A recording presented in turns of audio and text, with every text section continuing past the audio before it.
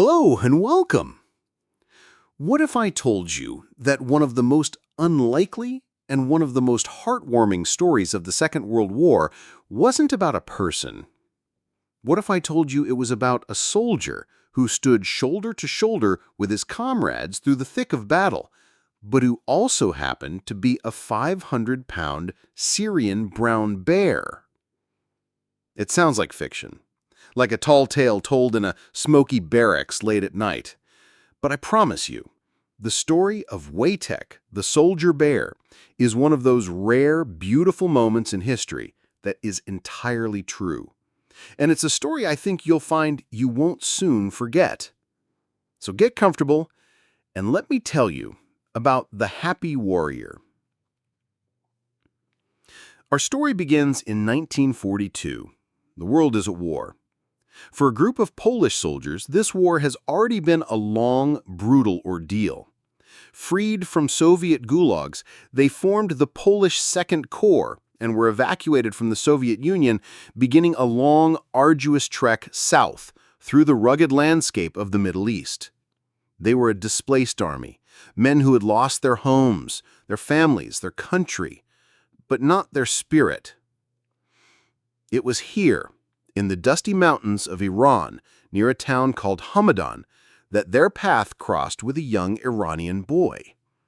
And the boy had something with him, a small, frightened, and starving bear cub huddled in a sack. His mother had been killed by hunters. The soldiers' hearts went out to the little creature. Seeing this orphaned cub, perhaps they saw a reflection of their own displacement, their own loss. They bought the cub from the boy, a can of beef, some chocolate, a Swiss Army knife, the price of a future comrade.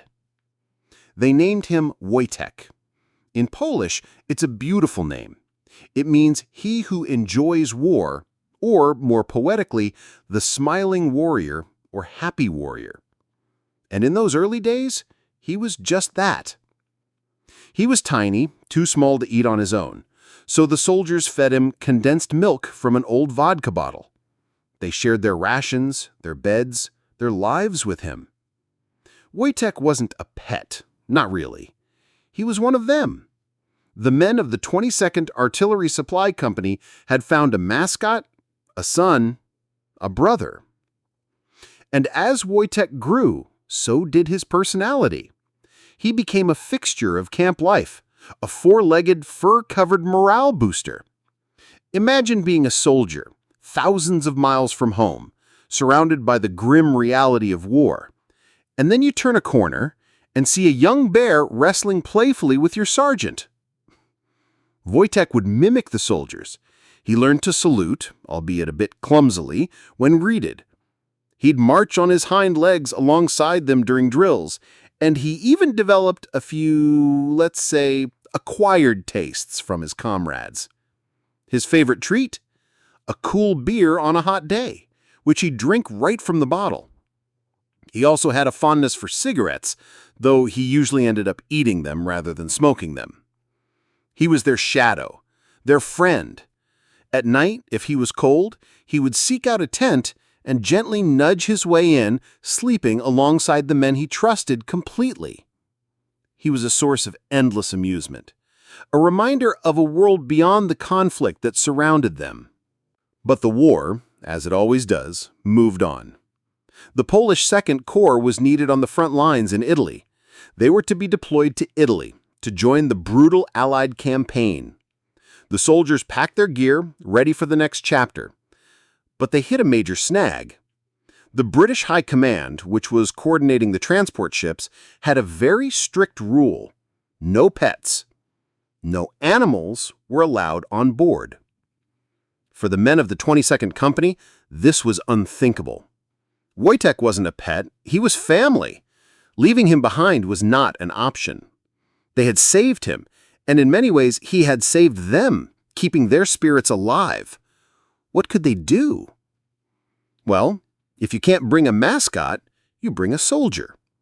In a stroke of genius, the Polish soldiers officially enlisted Wojtek into the Polish army. That's right, they gave him a rank, private. They gave him a serial number. They gave him a paybook. He was, on paper and in spirit, Private Wojtek of the 22nd Artillery Supply Company. When the transport officials came to do the roll call, the soldiers answered for him. And when they saw the bear, they looked at the manifest, saw the name Wojtek, and simply couldn't argue. The bear was a soldier. He was allowed to board. And it was in Italy that Wojtek's story transformed from a charming anecdote to a genuine legend. The year is 1944, the Battle of Monte Cassino, one of the longest and deadliest engagements of the Italian campaign. Allied forces were desperately trying to break through the German defenses.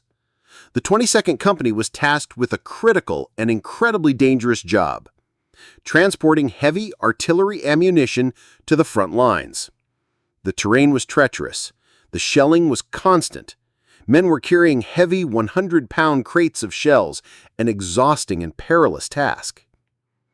And in the midst of this chaos, Wojtek, now a full-grown, powerful bear, watched his brothers-in-arms struggle. And then he did something incredible. He approached the trucks, stood on his hind legs, and held out his paws. The soldiers, astonished, gave him a crate. Effortlessly, he took it, carried it to the artillery emplacement, and set it down gently. He then turned around and went back for another, and another. All day, in the midst of the deafening roar of battle, this gentle giant carried crate after crate of ammunition, never dropping a single one. He wasn't trained to do this. No one ordered him to. He simply saw his comrades in need and helped. He became an inspiration. The sight of this bear calmly doing his duty in the middle of a battlefield gave the soldiers a renewed sense of strength and courage. In honor of his bravery, the 22nd Company changed their official emblem. From that day forward, their insignia was a bear carrying an artillery shell, a symbol of their most unusual and most courageous soldier. For his service, Private Wojtek was even promoted to the rank of corporal. When the war finally ended, the 22nd Company was demobilized in Scotland. Wojtek, the war hero, came with them. He became a local celebrity, living out his days on a farm in Berwickshire. But as the soldiers began to build new civilian lives, they had to make a difficult decision. In 1947, they entrusted his friend to the care of the Edinburgh Zoo. He was a star attraction. But as keepers noted, he often seemed listless, perhaps lonely. The most touching moments came when his old comrades would visit.